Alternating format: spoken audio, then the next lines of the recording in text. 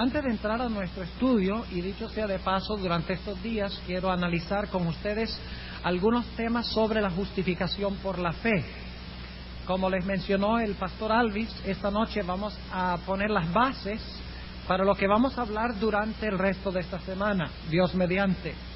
Esta noche vamos a hablar de las 3 dimensiones de la salvación. Mañana en la noche vamos a hablar del Verbo hecho carne, las razones por las cuales el Señor Jesucristo tuvo que encarnarse.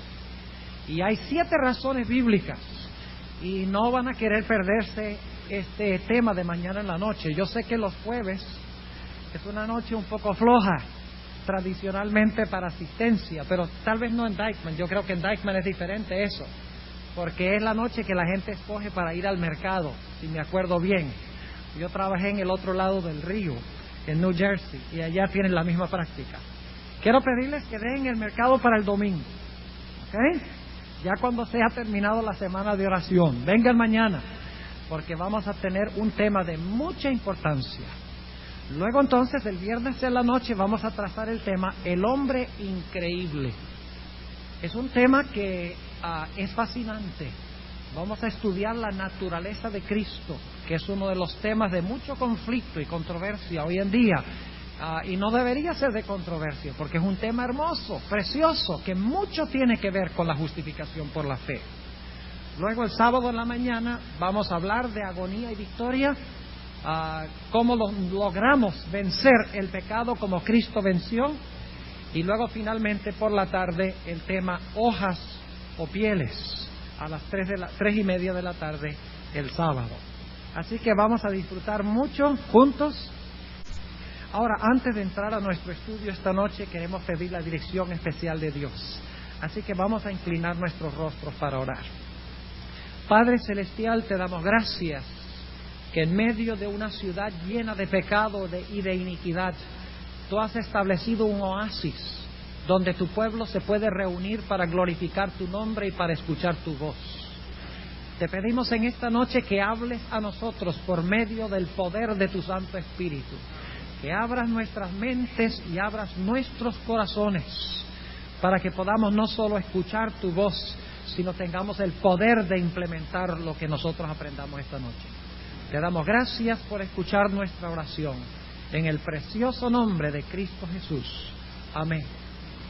Quiero invitarles en esta noche a abrir sus Biblias conmigo al libro de Segunda de Corintios.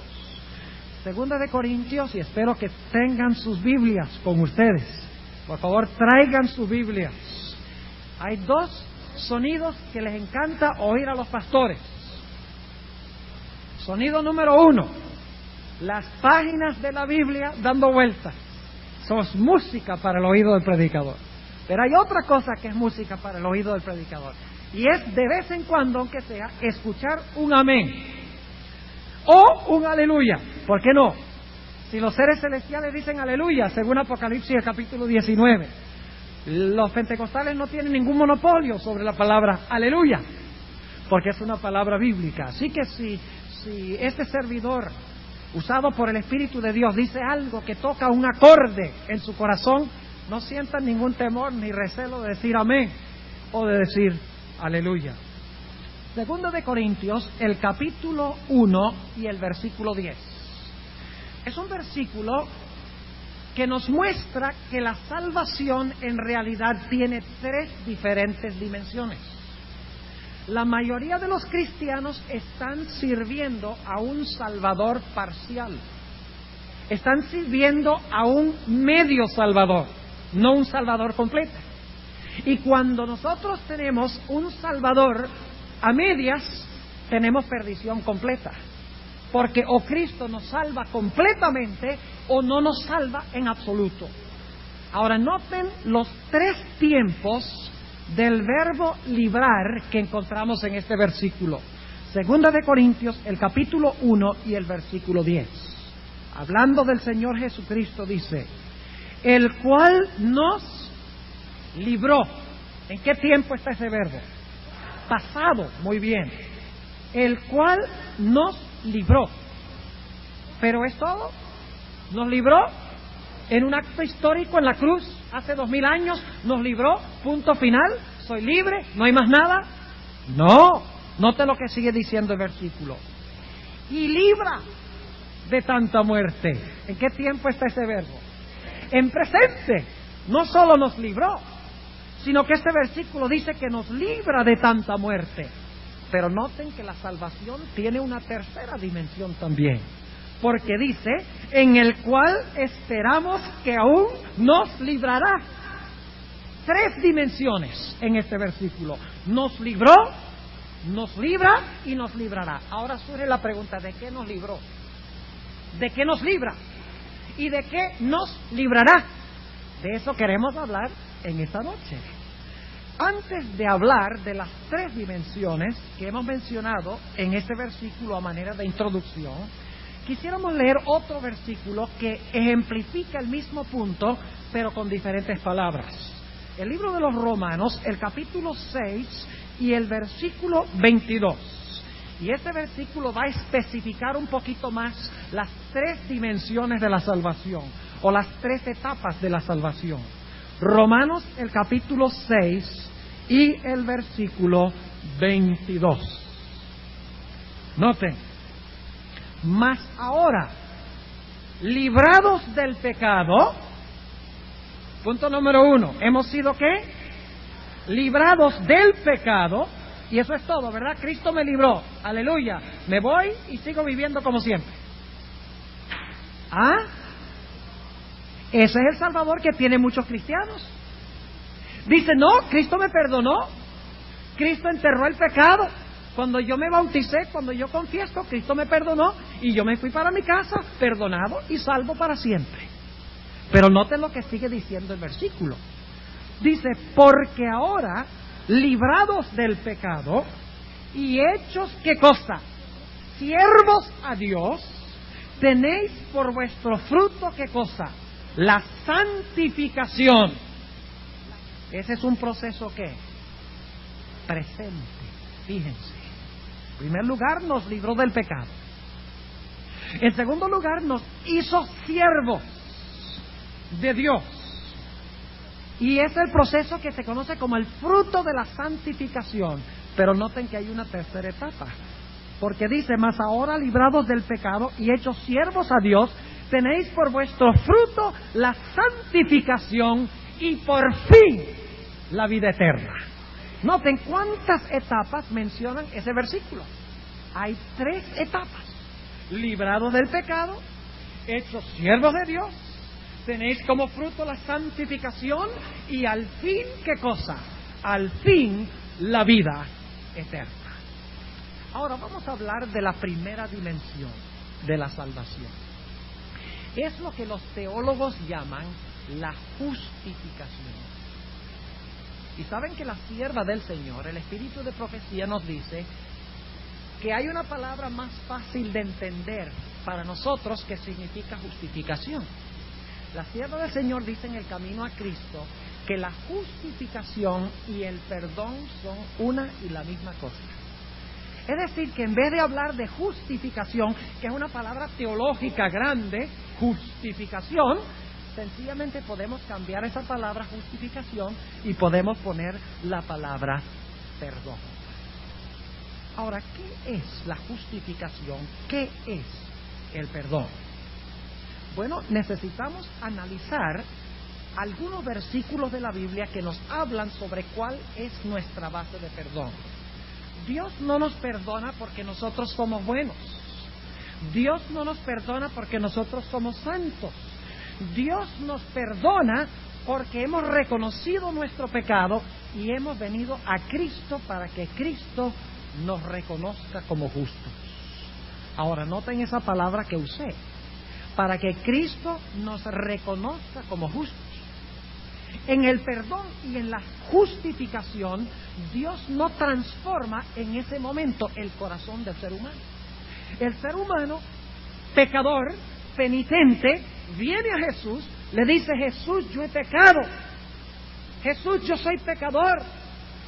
Yo no puedo salvarme a mí mismo. Y el pecador se lanza en los brazos de Jesús.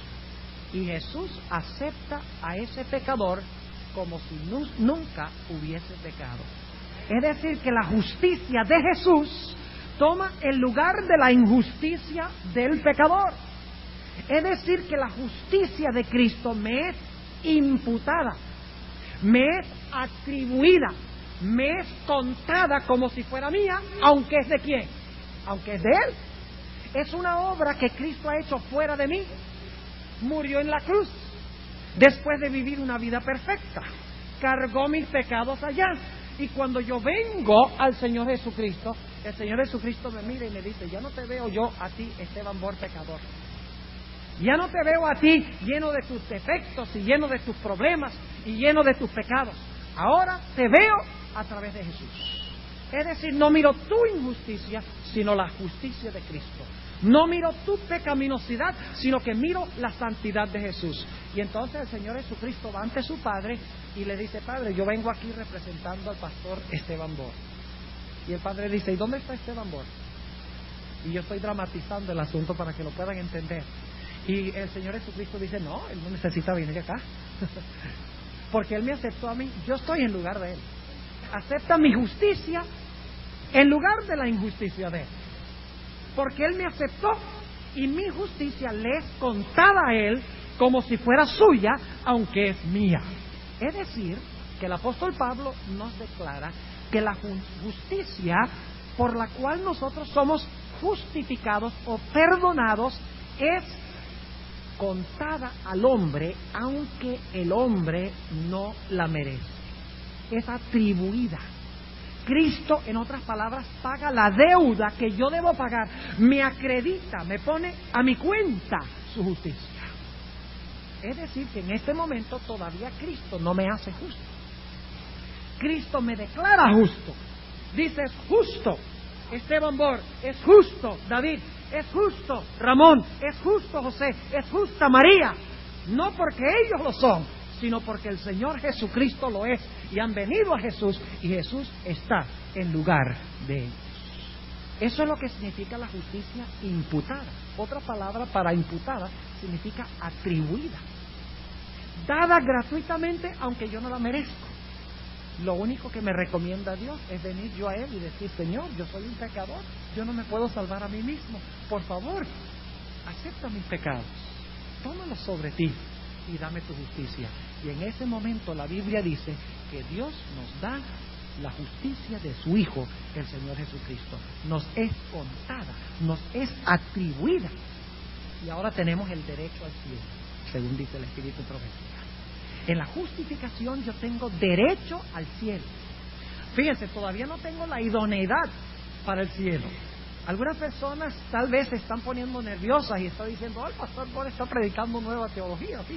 Fíjense, porque dice que venimos a Jesús, nuestros pecados nos son perdonados, Cristo nos atribuye su justicia y se acabó. Recuerden que estamos hablando nada más de la primera dimensión de la salvación.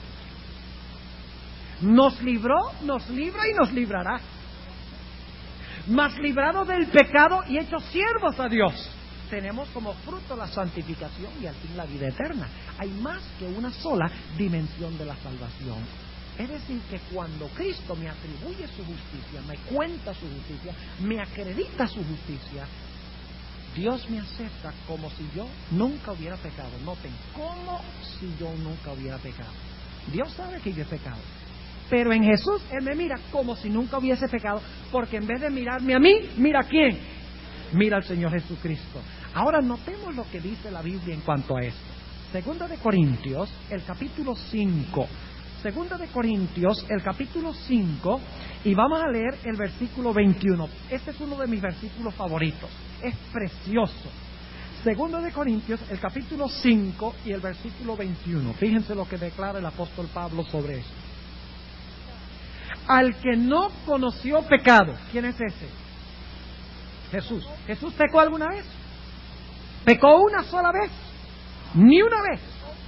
Al que no conoció pecado, ¿qué hizo Dios? Hizo pecado por nosotros. Es decir, Cristo no cometió pecado, pero el Padre colocó sobre Él, ¿qué cosa? Nuestros pecados. Y luego dice: para que nosotros fuésemos hechos justicia de Dios en Él. ¡Qué tremendo versículo! Al que no conoció pecado, Dios tomó mis pecados y se los puso encima. para que yo pudiera ser hallado justo ante la vista de Dios en Él. Noten lo que dice, en Él, no en mí. No porque yo me puedo recomendar, no porque yo soy bueno, no porque yo soy santo, sino porque Cristo es justo, santo y bueno. Somos aceptos en el amado, como dice en el libro de los Efesios. Ahora, noten lo que dice también Gálatas, el capítulo 3 y el versículo 13. Estamos todavía hablando de la primera dimensión de la salvación. Gálatas, el capítulo 3 y el versículo 13. Precioso versículo, otro de mis versículos favoritos del apóstol Pablo. Dice aquí, en Gálatas, el capítulo 3 y el versículo 13, Cristo nos redimió de la maldición de la ley. Y algunos dicen, ve, Dios nos redimió de la maldición de la ley, eliminando la ley. Esa fue la forma como Dios nos redimió de la maldición de la ley. Se deshizo de la ley. ¿Por qué la ley nos maldice? ¿La ley es mala porque nos maldice? No. ¿Por qué la ley nos maldice? Porque la ley maldice todo lo que es pecado. Entonces, ¿qué es lo que hay que hacer? ¿Quitar la ley o arreglar el problema del pecado? El problema no está con la ley, el problema está con el pecado. Es como si yo voy a un doctor y el doctor me examina y después de examinar me dice, ay, siento decirte que tienes una enfermedad de los riñones. Y entonces yo digo, bueno, voy a matar a ese médico que me dijo que tengo problemas con los riñones. Y así se arregló el problema con los riñones. ¿Ah? El problema no está con matar al médico, lo que hay que hacer es arreglar los riñones. La ley me muestra que estoy enfermo. No se resuelve el problema quitando lo que me dice que estoy enfermo. El problema se resuelve yendo a Cristo, quien me puede sanar de mi enfermedad. Ahora fíjense lo que dice Gálatas 3 y el versículo 13. Cristo nos redimió de la maldición de la ley. ¿Y cómo lo hizo? Hecho por nosotros maldición. ¿Quién es el que debe recibir la maldición de la ley? Porque nosotros somos ¿qué? Pecadores. ¿Cuánto pecó Cristo?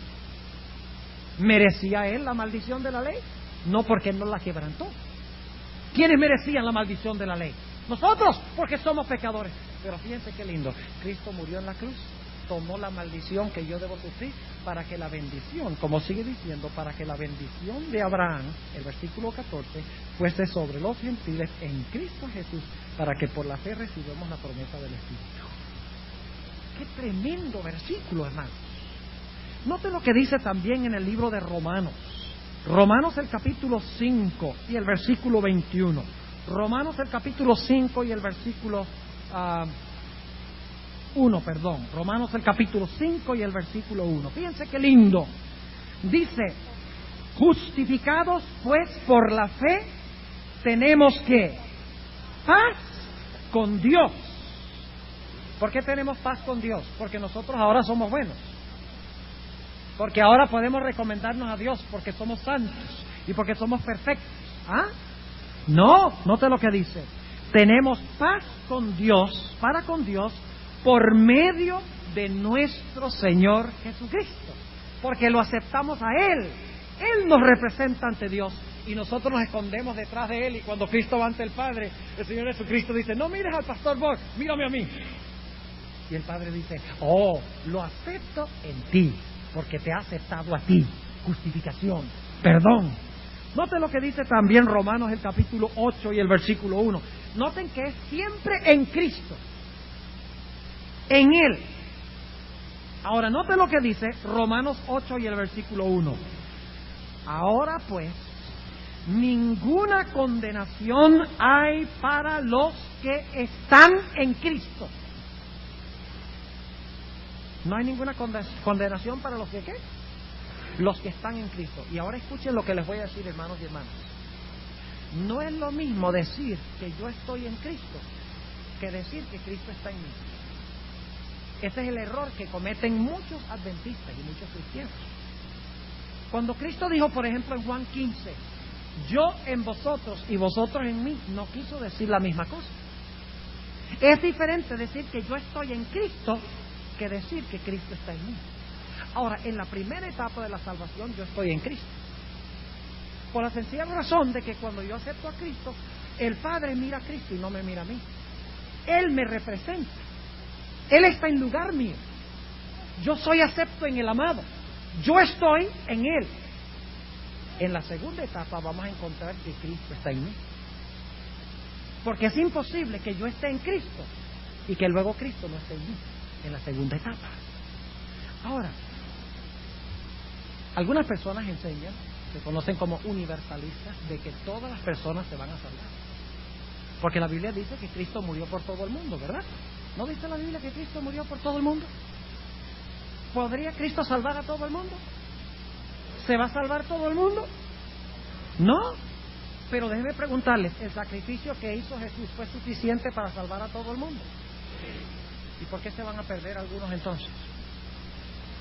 Porque escogieron estar en ellos en vez de estar en quién, en Jesús, para que Jesús los representara ante el Padre. Déjeme ilustrar lo que quiero decir. Supongamos que en la ciudad de Nueva York hubiera un gigantesco banco, un superbanco, y que en ese banco hubiera miles de millones de dólares, y que el dueño del banco dijera a todos los habitantes de Nueva York: aquí hay suficientes fondos para que nadie en esta ciudad aguante hambre, para que tengan suficiente para pagar el alquiler de la casa, para que tengan suficiente para pagar las cuotas del carro, para que tengan suficiente para pagar la luz y el agua y la calefacción. Lo único que tienen que hacer es venir al banco y sacar la plata. ¿Cuántos de ustedes creen que la gente de Nueva York iría a ese banco? ¿Ah? Se formaría una cola más larga que Manhattan, el Bronx, juntos. Y ahí le metemos Staten Island también. Una cola que sería inmensa. Todo el mundo iría al banco, porque se ha anunciado de que hay suficiente dinero para todo el mundo. Pero para beneficiarse del dinero del banco, la gente tiene que ir al banco. ¿Correcto? Ahora, Cristo es como ese banco. Cristo hizo un sacrificio donde tiene recursos inagotables.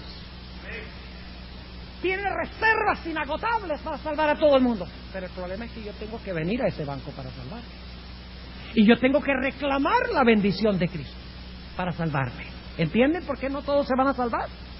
Cristo tiene una fuente inagotable de bendiciones, pero yo tengo que venir a Él para ser salvo. Porque si no vengo a Él, el banco está allí, los recursos son plenos para salvar a todo el mundo. Pero solo los que vienen y escogen estar en Él se van a salvar. Ahora, hermanos y hermanas, la justificación entonces significa que yo estoy en Cristo. La justicia de Cristo está en lugar de mi injusticia. Él pagó mi muerte para que yo pueda vivir. Pero ¿saben una cosa? Yo encuentro muchos adventistas que tienen un grave problema. Y es que están inseguros de que el Señor Jesucristo sea capaz de perdonar. ¿Saben? He encontrado muchos adventistas. Hace algunos años pastoreaba una iglesia en el estado de Wyoming, aquí en los Estados Unidos. Y vino una dama, y esto ha pasado más veces que esta. Vino una dama y me dijo: pastor, y yo he cometido este acto, y empezó a mencionarme todos los pecados, algunas cosas horrendas que había cometido en su vida y que estaba cometiendo en ese momento, poco antes de que ella viniera a verme. Me dijo: pastor, yo no me siento perdonada de todo lo que yo he hecho. Y yo le dije: ¿has confesado tus pecados? ¿Te has arrepentido de tus pecados y los has confesado? Ella me dijo: sí, yo me he arrepentido y he confesado mis pecados, pero no me siento perdonada. ¿Saben lo que yo le dije a esa dama? Yo le dije: mire, usted no debe creer que está perdonada porque lo siente, sino porque Dios lo dice. El perdón nada tiene que ver con la forma como yo me siento. El perdón es una promesa de Dios, que cuando yo me arrepiento y confieso mi pecado y vengo a Jesús, puedo tener la seguridad del perdón, porque Él lo ha prometido. Es decir, puedo estar en Él. Hay un ejemplo bíblico de esto también. ¿Recuerdan la historia de Jacob? Hermanos y hermanas, ¿Ustedes creen que Dios había perdonado a Jacob de haberle mentido a su padre y haberle robado la primogenitura a su hermano? ¿Ustedes creen que Dios le perdonó? ¿Cuándo fue que Dios le perdonó? Cuando le dio el sueño. Dios le dijo, ¿te acuerdas del sueño de la escalera? Dios le dijo, no hay división entre cielo y la tierra, dice, hay comunión para ti, Jacob, y es a través de la escalera. Y ustedes saben que la escalera representa ¿a quién? A Cristo. A través de Cristo tienes acceso, a pesar de tu pecado, al cielo. Y Dios tiene comunión y comunicación contigo. Jacob se despertó y por 20 años no fue capaz de aceptar el perdón de Dios. ¿Sí? Porque 20 años más tarde, Jacob, cuando luchó al ángel, le dice al ángel, no te soltaré hasta que me des la seguridad del perdón. Eso es lo que dice el Espíritu Profético. 20 años antes había sido perdonado y no era capaz él de perdonarse a sí mismo. A veces el problema no es que Dios no nos perdona, el problema es que nosotros mismos no nos perdonamos y no reclamamos la promesa de Dios. Queridos hermanos y hermanas, visitas, no importa cuán terribles cosas yo haya hecho o haya pensado, la Biblia nos dice que si yo vengo a Jesús con arrepentimiento y contrición y confieso mi pecado, Cristo me acepta y me representa ante su Padre. No importa que haya sido el uso de drogas, alcohol, tabaco, no importa que haya robado, posiblemente alguien inclusive haya matado, yo no sé, pero no hay ningún pecado que sea demasiado grande que Dios no lo pueda perdonar, que Dios no nos pueda aceptar en Cristo el amado si nos arrepentimos de nuestro pecado y le confesamos nuestro pecado a Jesús, se lo ponemos a Él en su mano. La Biblia nos dice que Dios echará nuestros pecados tan lejos como está el oriente del occidente. Deben preguntarles, ¿cuán lejos está el oriente del occidente? ¿Han pensado de eso? ¿Cuán lejos está el oriente del occidente? A ver, ¿quién me dice cuán lejos está el oriente del occidente? El oriente sigue y el occidente sigue. Así Dios dice, así haré con tus pecados, los echaré tan lejos como está el oriente del occidente. Dios dice, tomaré tus pecados y los echaré a mis espaldas, y lo que está a la espalda no se ve. Dios dice, tomaré tus pecados y los echaré ¿dónde? A los profundos de la mar. Yo, Jehová, borro tus rebeliones, dice en el libro de Isaías. Dios dice, desvaneceré vuestros pecados como la neblina. Ustedes saben cómo es la neblina, ¿verdad? Cuando está temprano en la mañana, hay esa neblina, y entonces luego sale el sol. ¿Y qué pasa con la neblina? Desapareció. Dios dice, así voy a desaparecer tus pecados.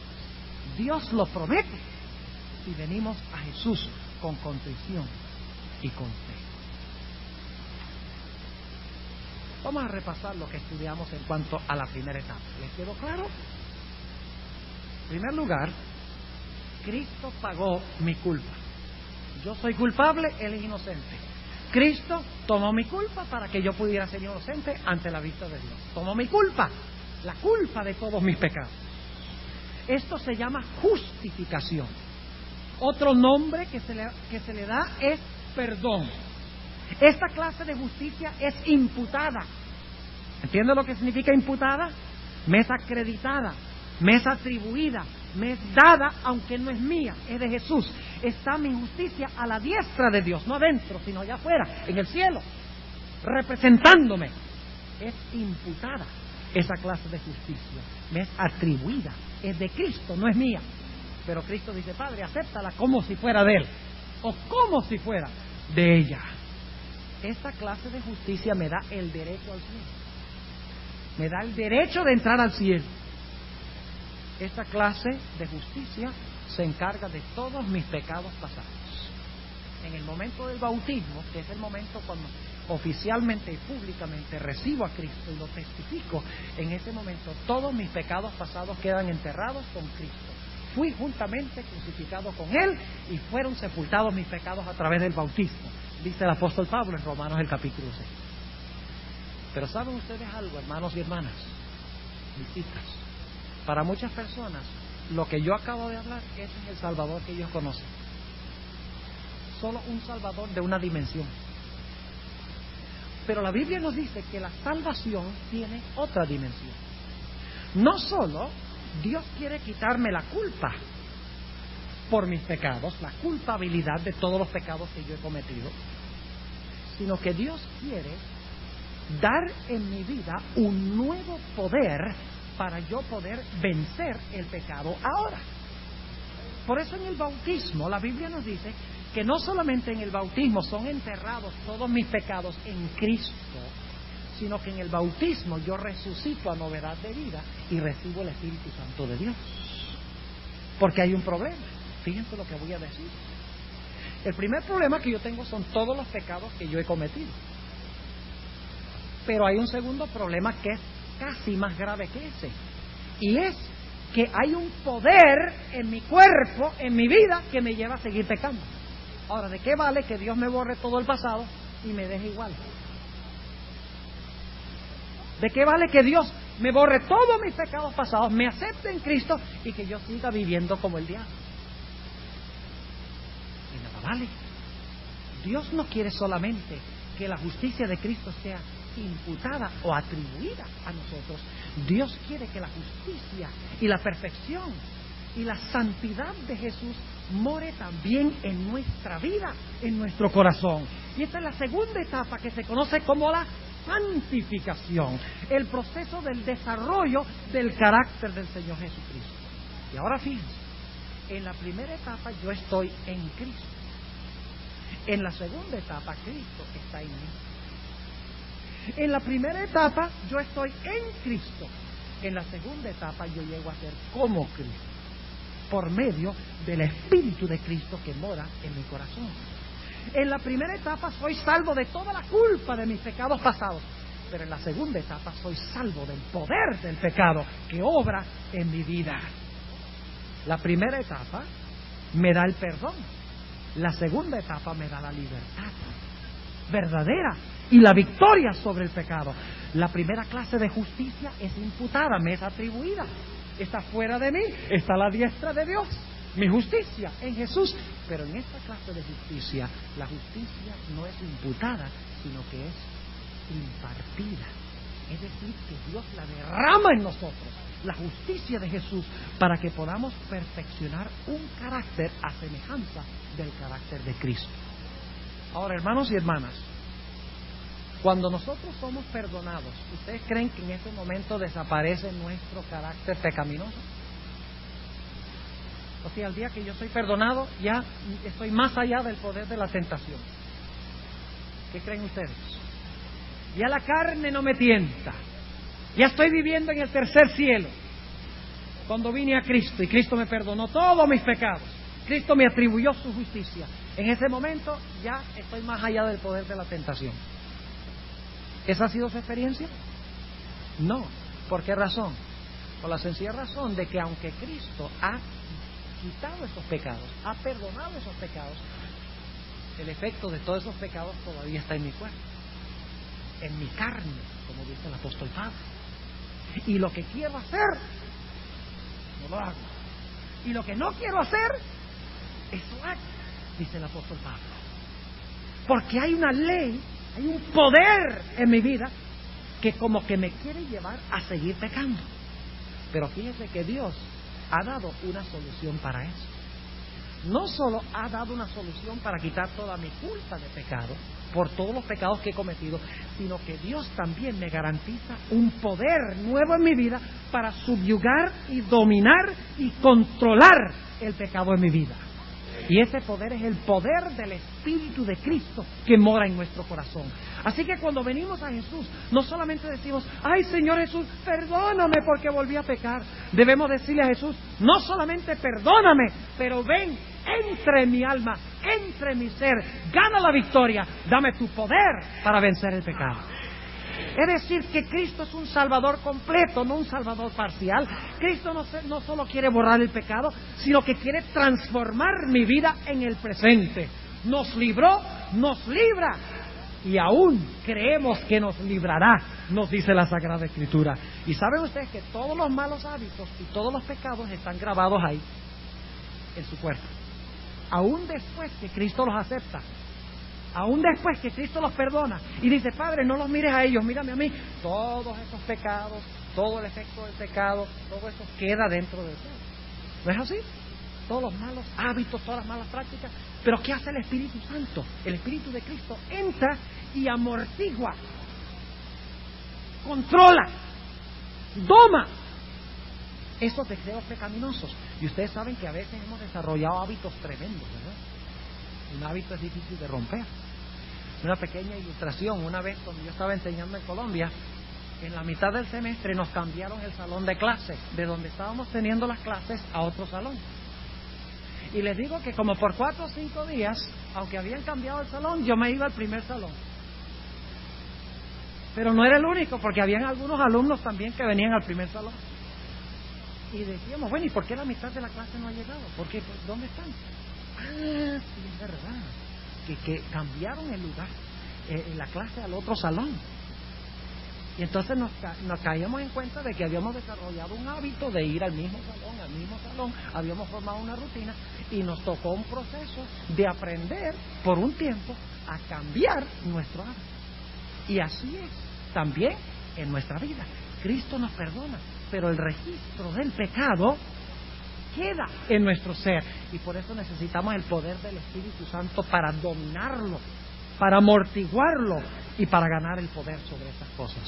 Saben que esas carreteritas pecaminosas en el sistema nervioso, si podemos llamarlas así, no van a desaparecer sino hasta que Cristo venga y cambie este cuerpo vil a semejanza del cuerpo de gloria de Jesús. Todos esos malos hábitos, todas esas malas prácticas, todos esos malos pensamientos permanecen allí en el sistema nervioso, pero con el poder del Espíritu Santo se pueden controlar y se pueden dominar por el poder de Cristo.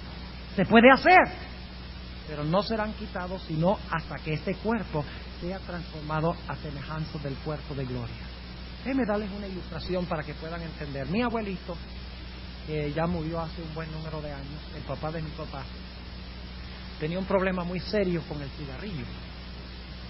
Cuando conoció al Señor Jesucristo, algunas personas dicen que Dios le quita enseguida el mal hábito, pero no pasó así con mi abuelo. Mi abuelo, aún después de que aceptó al Señor Jesucristo, después que se bautizó, tenía una lucha tremenda con el cigarrillo. Ahora, fíjense qué interesante. Había conocido a Jesús, había venido a Jesús, había pedido perdón por sus pecados a Jesús. ¿Ustedes creen que mi abuelito había sido perdonado por Jesús? ¿Creen que Jesús lo perdonó? Yo creo que sí. Y por la mañanita, cuando se levantaba mi abuelito, sacaba la cajetilla de cigarrillos y decía, hoy no voy a fumar, por el poder de Dios no voy a fumar. Y tomaba esa cajetilla de cigarrillos y la tiraba con todo lo que tenía a un campo de maíz que quedaba al lado de su casa. Como 2 horas más tarde se encontraba de manos y de rodillas buscando la cajetilla de cigarrillos. ¿Ustedes creen que Cristo lo había perdonado? Sí. ¿Ustedes creen que Él era acepto en el amado? Sí. Pero todavía tenía ¿qué?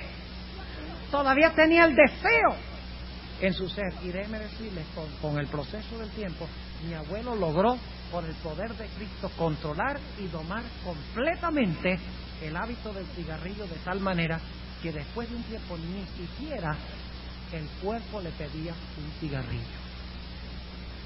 Porque la santificación, hermanos y hermanas, es un proceso por el cual nosotros nos encomendamos en las manos poderosas de Jesús para vencer nuestros pecados. Ahora la pregunta es, ¿cómo podemos nosotros domar a ese viejo hombre, por así decirlo, a esa vieja mujer? ¿Cómo podemos domarlo? Nosotros no podemos hacerlo. Tenemos que tener el Espíritu de Cristo en el corazón. ¿Y cómo es que nosotros tenemos el Espíritu de Cristo morando en nuestro corazón? Déjenme explicarles cómo es que sucede eso. Sucede por el proceso que se conoce como la santificación. Y saben, hermanos y hermanas, solo hay 3 medios por los cuales Dios nos santifica. Y esta noche podríamos hablar del santuario y les puedo mostrar las 3 etapas de la salvación en el santuario. En el atrio el Cordero murió. Eso se encarga de los pecados de los seres humanos.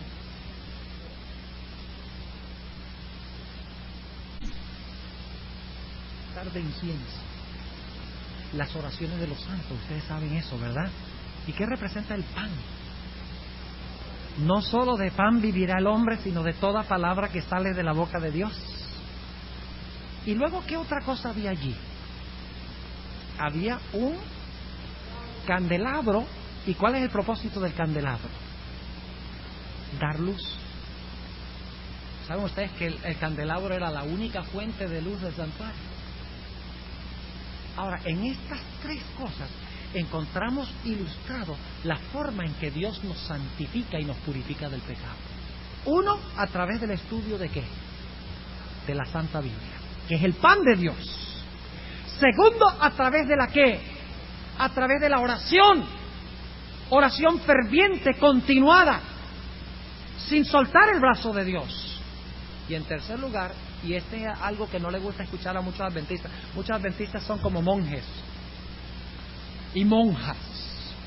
Y dicen, no, pastor, yo lo que voy a hacer cuando venga la campaña evangelística, yo voy a orar. Y no hay ningún problema con orar. Otro dice, no, yo necesito conocer la luz. Yo me quedo estudiando la Biblia todo el día y toda la noche, todos los días de la semana. ¿Pero qué representa el candelabro? La testificación.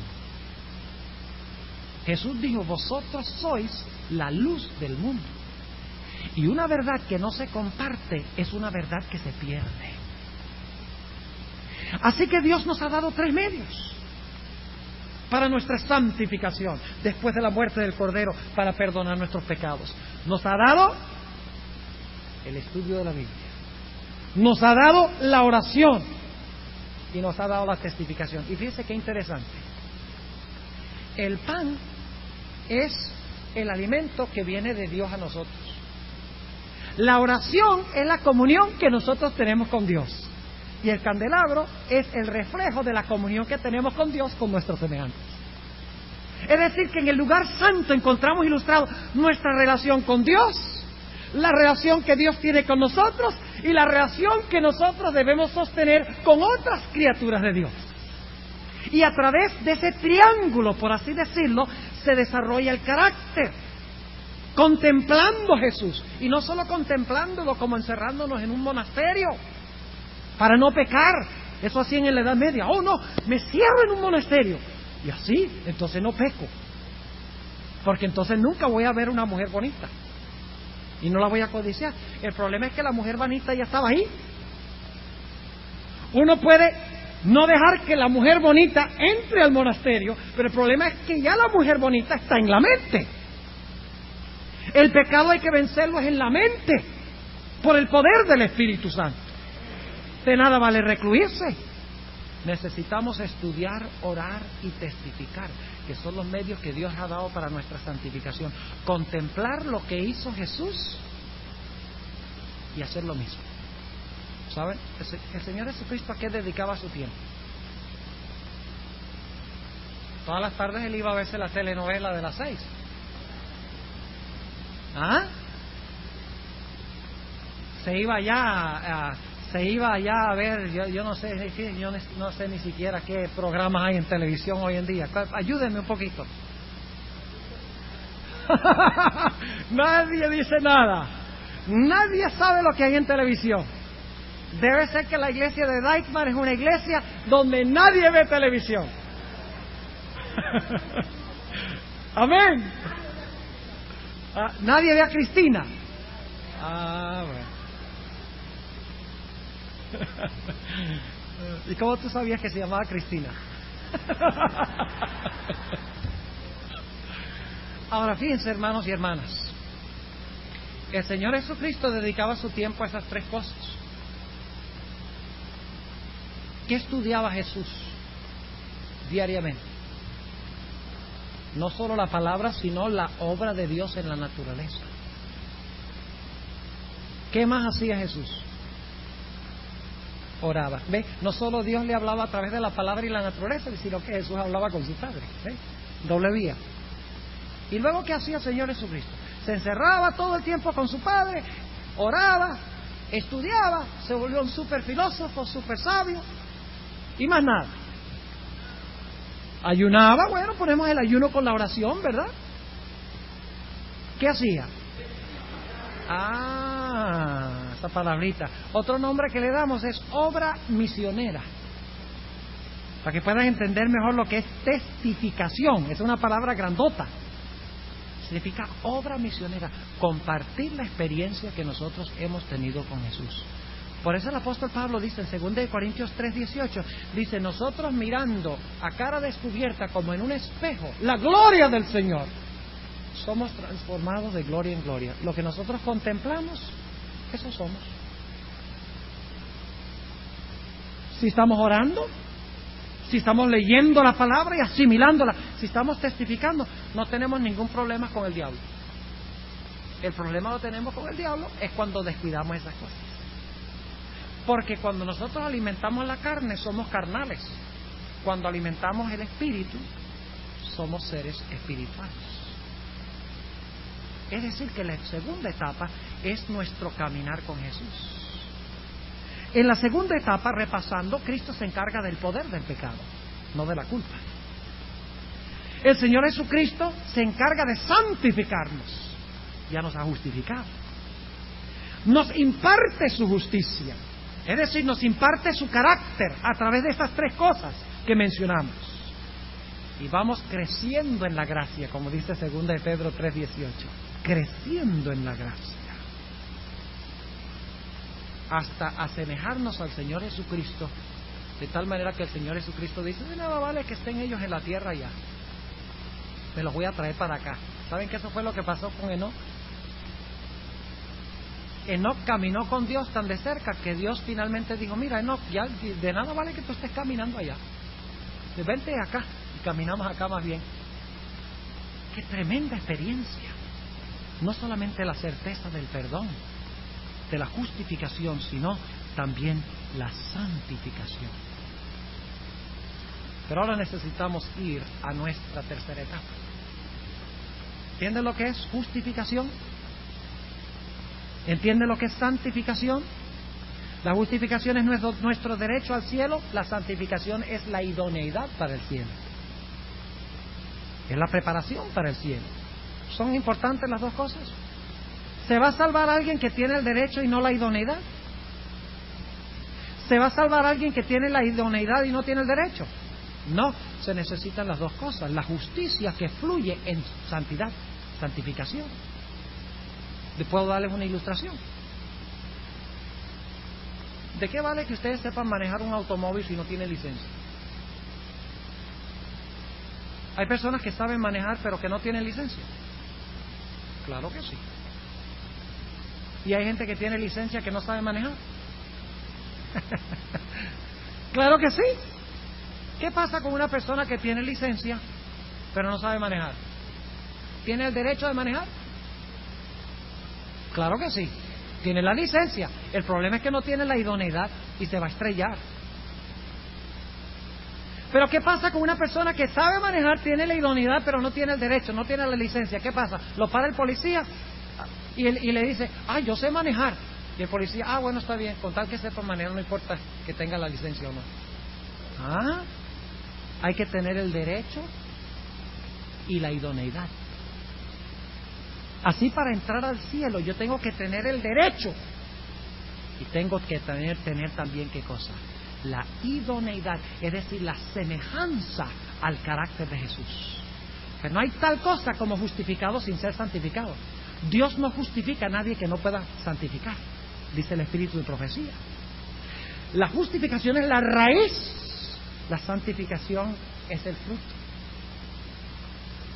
La justificación nos salva, la santificación es el fruto de nuestra salvación. Y si no hay fruto, hay problemas con el árbol. Jesús no dijo por su tronco los conoceréis. No dijo por sus hojas los conoceréis. El Señor Jesucristo dijo que por su fruto lo conoceréis. Y por eso es que aunque somos salvos por fe, seremos juzgados por obras.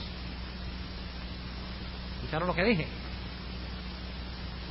Mucha gente cita lo que dice Pablo: somos salvos por fe, aleluya, pero también somos juzgados por obras, porque las obras demuestran si tenía fe o no.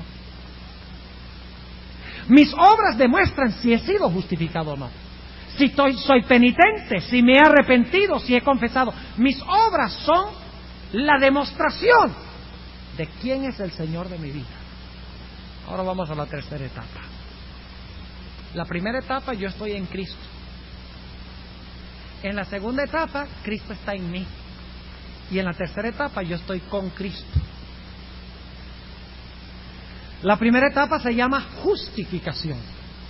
La segunda etapa se llama santificación. Y la tercera etapa se llama glorificación. Y la glorificación depende de las primeras dos etapas. El apóstol Pablo dice que debemos desarrollar la santidad sin la cual nadie verá a Dios. La santidad sin la cual nadie verá a Dios. La Biblia dice que Dios nos puede preservar sin caída y presentarnos sin reproche delante del trono de Dios. La glorificación. ¿Y sabe lo que va a pasar en la glorificación? En la justificación Dios me perdonó toda mi culpa, todos los pecados que he cometido. En la santificación, por el poder de Cristo, entrando al santuario con Jesús, entrando al lugar santo con Jesús y desarrollando el carácter, aunque todavía tengo todas esa naturaleza pecaminosa allí, pero por el proceso de santificación el Espíritu Santo lo va subyugando y lo va pisoteando y lo va subyugando hasta que finalmente, aunque tengo todos los malos hábitos ahí en el sistema nervioso, aunque tengo todos los recuerdos de las cosas que he cometido, etcétera, están completamente bajo el control del Espíritu Santo. Pero ¿sabe lo que va a hacer Dios en la glorificación? Me va a quitar inclusive el registro del pecado en mi cuerpo. Es lo que la Biblia llama la redención del cuerpo. Toda esa naturaleza pecaminosa que ya no se expresa porque está subyugada por el poder de Dios, por el poder del Espíritu Santo. Ahora Dios va a decir, ya te voy a quitar toda esa carga vieja que tú tienes ahí. El Espíritu Santo te dio la victoria, lo subyugaste por mi poder. Ahora déjame quitarte todo esto. Entonces nos va a quitar todos los patrones nerviosos, nos va a quitar todos esos caminitos pecaminosos, todos esos malos hábitos que ya no los estamos cometiendo, pero están registrados allí. Dios nos va a quitar todo eso y nos va a dar lo que la Biblia llama carne santa. Nadie hoy, por más bueno que sea, puede decir que tengo carne santa hasta que Dios no transforme este cuerpo vil a semejanza del cuerpo de su gloria. No puedo decir que tengo carne santa. Aún los 144,000 que vivirán durante el tiempo de angustia sin intercesor tendrán todavía su naturaleza pecaminosa, pero estará completa y totalmente bajo el control del Espíritu Santo y no se expresará ni en pensamiento ni en acción, porque está completamente sometida al poder de Cristo Jesús. Leamos un par de versículos sobre el proceso de glorificación. Filipenses, el capítulo 3.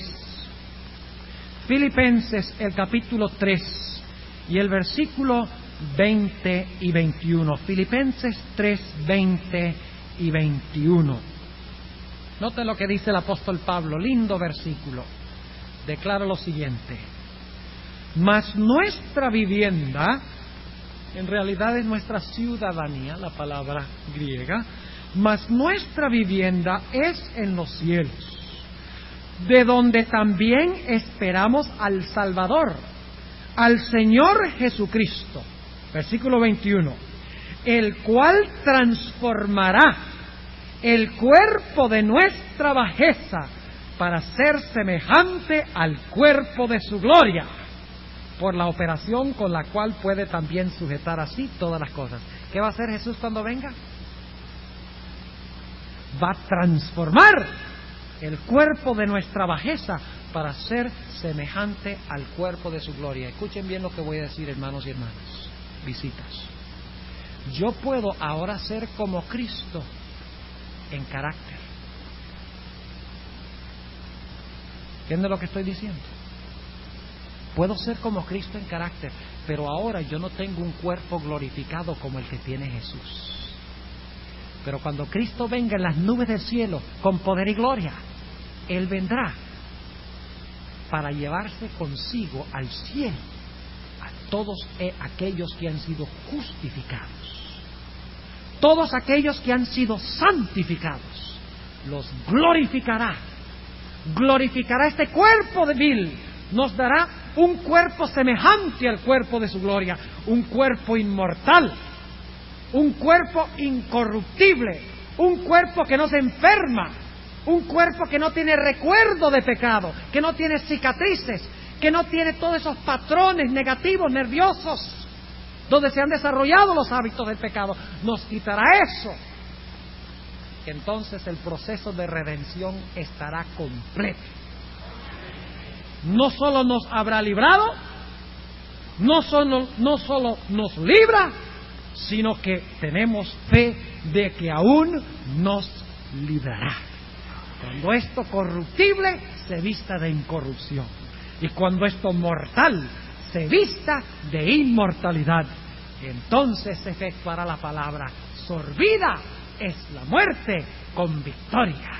Oh muerte, ¿dónde está tu victoria? Oh sepulcro, oh muerte, ¿dónde está tu aguijón? Oh sepulcro, ¿dónde está tu victoria?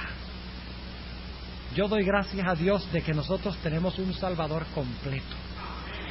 Algún día, los que tengan esta experiencia de la cual hemos hablado esta noche, se unirán a Jesús en el lugar santísimo, en el templo, para vivir eternamente con Jesús, para compartir compañerismo con Él. ¿Ustedes desean eso, hermanos? ¿Desean? ¿Les gusta vivir en Nueva York? ¿Cuánto les gusta vivir en New York? No les gusta vivir en New York. ¿No les parece bonita esta ciudad? ¡Qué ciudad tan fea! Perdonen, ¿no? Contaminación, ruido, edificios, crimen, drogas, alcohol, odio. Imagínense, pronto viviremos en un lugar donde no hay ninguna de esas cosas. Olvídense de pagar arriendo para la casa. No necesitan. No necesitan. Porque Dios nos tiene preparada una casa donde Él ya pagó la cuota inicial cuando Cristo murió. Nos dio las arras de su espíritu, la garantía, el down payment. No tiene que tomar el agua del acueducto de Nueva York, olvídense. Vamos a tomar del agua cristalina del río de la vida, que nadie sabe cómo sabe eso. No vamos a tener que ir a comprar esos manguitos y naranjitas así chiquitas, porque vamos a comer del fruto del árbol de la vida, un fruto diferente cada mes. Imagínense, yo estoy seguro que a lo mejor uno es el níspero, porque ese es mi favorito. Bueno, el mango, a lo mejor también el mango. Yo estoy seguro que cualquier cosa que Dios ponga en ese árbol es lo mejor. Enfermedad, nadie dirá yo estoy enfermo, dice en Isaías 35. Imagínese poderle poner la mano encima a un león y acariciar al león y cargar las serpientes que eran venenosas, cargarlas en la mano. Imagínese qué lindo poderse encontrar con Abraham, con Isaac, con Jacob, con Moisés, con Noé, con Daniel, con Shadrach, Mesach y Abednego, con todos los grandes héroes, pero especialmente encontrarnos cara a cara con nuestro querido Jesús. Oh, hermanos y hermanas, yo anhelo ese día. ¿Anhelan ustedes ese día? ¿Quieren hacer una cita esta noche para hacer la obra que Dios nos dice que debemos hacer, aceptar a Cristo como nuestro sustituto? Invitarlo para que sea nuestro santificador, invitarlo para que prepare un lugar para nosotros. ¿Les gustaría hacer esa cita? Si lo desean, pónganse de pie, hermanos y hermanas, preciadas visitas, y vamos a responderle en esta noche a nuestro Señor Jesucristo. Ahora que estamos parados, vamos a cantar un hermoso himno. Es uno de mis himnos favoritos del himnario, y yo creo que ustedes deben conocerlo, el número 285, Perdido fui a mi Jesús. Celestial, te damos gracias en esta noche porque tú nos has revelado que Jesús es un Salvador completo. salva de la culpa de todos los pecados que hemos cometido. Nos salva del poder del pecado que quiere manifestarse en nuestro ser. Y muy pronto nos salvará de la misma presencia del pecado. Te damos gracias por ello. Te pedimos, Señor, que tú vengas a nosotros y nos des personal, individualmente, esa experiencia con Jesús. Te ruego, Señor, que si hay alguno aquí en esta noche, alguna persona que no ha entregado su vida a Jesús, que lo haga en este momento. Que diga en su corazón en este momento: Jesús, te recibo, te acepto. Entra a mi ser, perdona mi pecado, prepárame para tu venida. Señor, no permitas que el diablo convenza a nadie de que sus pecados son demasiado grandes para ser perdonados. Pues sabemos que no hay pecado tan grande que no pueda ser perdonado por Jesús. Te ruego, Señor, que cualquier alma que no haya tenido esta experiencia la reciba por fe en esta noche. Y aquellos que hemos recibido a Jesús, te rogamos que tú nos fortalezcas en nuestra posición junto con Jesús. Te rogamos al salir de este lugar que tus ángeles nos lleven con tu protección hasta nuestros hogares. Bendícenos en el día de mañana y vuelve a traernos, si es tu voluntad, mañana en la noche. Te lo pedimos en el nombre de Jesús. Amén.